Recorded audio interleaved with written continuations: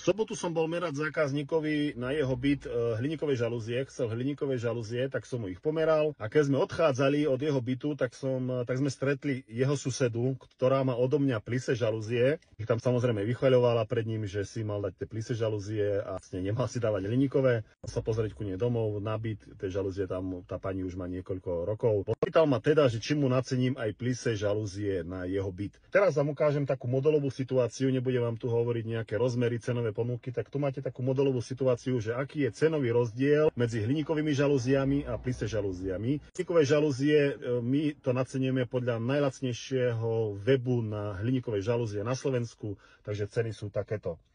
Keby si zákazník dal hliníkové žalúzie do celého bytu, tak aj s montážou by ho to vyšlo nejakých 315 €, trojizbový byt. Keby si dal najlacnejšie plise žalúzie, tak by ho to vyšlo 633 €. Keby si dal strednú cenovú skupinu, je tam tých cenových skupín 7, ale je stredná z nich, tak by ho to vyšlo 861 €. Dal najdrahšie plise žalúzie, tá najdrahšia cenová skupina, to sú úplne zatemňovacie žalúzie, tak by ho to vyšlo 1180 €. Takže takýto rozdiel medzi hliníkovou žalúziou a plise žalúziou.